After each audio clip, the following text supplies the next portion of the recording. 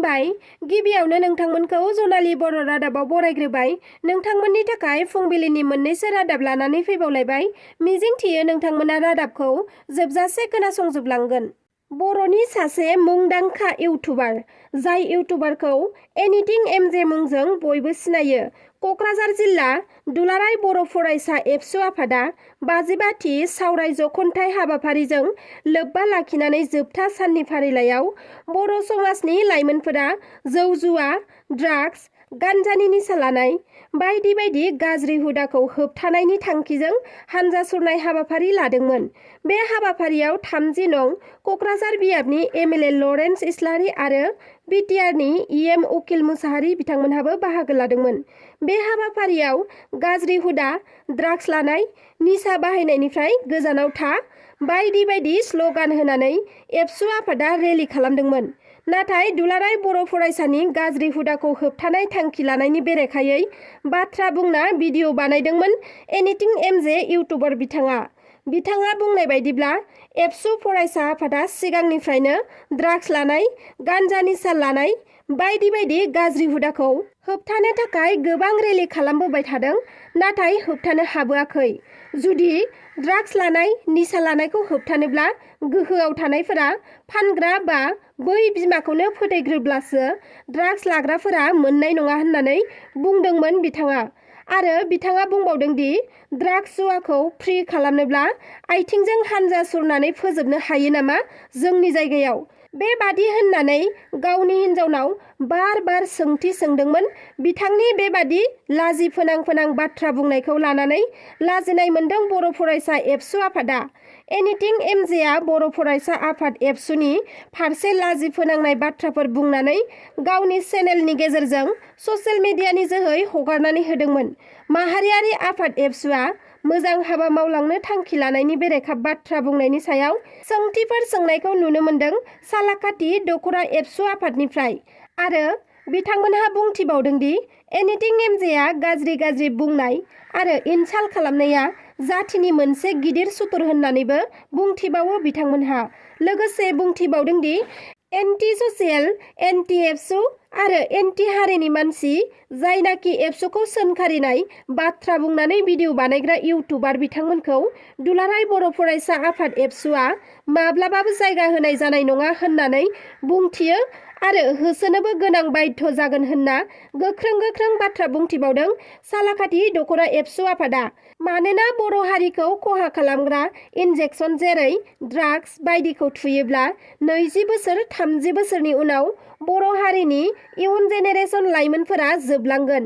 बेखौ होबथानो थाखाय एबसुआ गोबां थांखिफोर लादों, नाथाय रेलिल' लायाखै होनना फोरमायथिबावदों बिथांमोनहा। देरगाव बालिजाननि गिख्रंथाव बास आरो ट्राकनि गेजेराव सौग्रावलायनानै पिकनिक जानो थांनाय गामिसेनिनो गासै सा 11 जन आरो लोगोसे बास ड्राइभार गासै 12 जन सुबुंफोरनि जिउ गोमानाय जाथायखौ जों दासिमबो बावनो हायाखै आरो बे जाथायखौ गोसोखाङोब्ला खमफिखाङो, गिलु बालु। बे जाथायखौ बावनो हायै समावनो मैयाबो फिन आरोबाव देरगावआवनो बास आरो इन्डिग' गारिनि गेजेराव सौग्रावलायनाय जाथाय जानानै थाङो। फोरमायथिनाय बायदिब्ला उदालगुरि जिल्लानि लावाबारि गामिनि गासै सा 50 जन सुबुंफोरा परशुराम कुन्ड होननाय जायगायाव पिकनिक जानो थाखाय बासजों थांदोंमोन। परशुराम कुन्डनिफ्राय गिदिंना फैफिननाय समावनो गंसे इन्डिग' गारि आरो गंसे बासनि गेजेराव गिख्रंथाव सौग्रावलायनाय जाथाय जायो। बे जाथाया देरगाव आरो जरहाटनि गेजेराव राजालामायाव जानो मोन्दों। बे गिख्रंथाव सौग्रावलायनाय जाथायाव बासनि सुबुंफोरा जेबो जायाखैब्लाबो इन्डिग' गारियाव थानाय गासै 2 सुबुङा गोब्राब जोखोम जादों। बे जाथायाव गोब्राब जोखोम जानाय 2 सुबुङा बिफा आरो फिसाजोमोन होनना मोनथिना मोन्दों। मोनथिनो मोननाय बायदिब्ला बिफा फिसाजो सानैबो AS 03E2210 नाम्बार प्लेटनि इन्डिग' गारिजों सारियालियाव थांनो होनना फुंबिलिनि 8 रिंगा 15-20 मिनिटसो समाव ओंखारलांदोंमोन। बेयावनो AR 01G2519 नाम्बार प्लेटनि बासजों मोखांजों मोखां सौग्रावलायो। दायो बिफा आरो फिसाजो सानैखौबो देरगावनि देहा फाहामसालियाव थिसननाय जाबाय। बिफाया 30 बोसोर बैसोनिमोन आरो फिसाजोआ 12 बोसोर बैसोनिमोन। नाथाय जोखोम जानाय बिफा फिसाजोनि मुंखौ खौराङाव मख'नाय जायाखै। जोबोद गोख्रैथिजों बाइक सालायनायनि थाखाय रायजोआव एक्सिडेन्ट जाफ्लेबाय थानाया जोबनो थांला। गोख्रैथिजों बाइक गारि सालायनायनि थाखायनो खायसे सुबुङा हरखाब गावनि जिउखौ खोमानानै लानांगौबो जायो। थिग बेबादिनो गिख्रंथाव जाथाय जादों काछार जिल्लायावबो। थांनाय रबिबारखालि लामानि जाब्रबथायजों 3 सुबुंनि जिउ खहा जादों। सिलचरनिफ्राय मणिपुर थांग्रा राजा लामायाव जादोंमोन बे दुखुनांथाव जाथाया। रबिबारखालि मोनानि 7:15 गेजेराव गंनै बाइकखौ सौख्लायनानै गालांनायनि सन्देह खालामदों ओनसोलनि सुबुंफ्रा। मानोना जाब्रबथाया माबोरै जानाय रावबो नुवाखैमोन। गंनै बाइकखौ 3 सुबुंफोरा सालायदोंमोन, जेराव गंसे बाइकनि थैनाय सानैया बिफा फिसाज्लामोन होनना मोनथिना मोन्दों आरो गंसेनिया मणिपुरी होनना मोनथिना मोननाय जादों। जाब्रबथायजों जिउ गोमानाय 3 सुबुंनि मुङा फारियै बिफा बिनय भुषण दत्त आरो फिसाज्लानि मुङा बिराज दत्त। बिथांमोनहा पालायबन साबागिजाननि थागिबिमोन आरो गुबुन सासेनि मुङा जादों सिकन्दर आली आरो बिथाङा उजान तारापुर गामिनि थागिबिमोन। फोरमायथिनाय बायदिब्ला बिनय भुषण दत्तनि फिसाज्ला बिराज दत्तआ PWD 3rd ग्रेडआव साख्रि मावोमोन आरो साख्रि मोननाया 6 दानल' जादोंमोन होनना मोनथिना मोन्दों। बिथांमोनखौ सोर आरो मा गारिया खुन्दायना बुथारना खारखुमालांखो बेनि बागै जेबो मिन्थिना मोननाय जाथ'वाखै। नाथाय बे जाथायनि दायनिगिरिखौ थाबैनो हमनानै गोख्रों साजा होनांगौनि दाबिजों पुलिस थानायाव केसखौ रेजिस्टार खालामनाय जाबाय होनना जायगानि सुबुङा फोरमायथिदों। गोबां सुबुंफोरानो गोजौआव बायदि बायदि गाबजों बुंफबनाय प्लास्टिक बायदि सिलाखौ बिरहोनो मोजां मोनो। नाथाय बेबायदि रंजा खुसि चाइनिज सिला बिरहोनायावनो हायद्राबादाव सासे आर्मि जवाननि जिउ खहा जायो।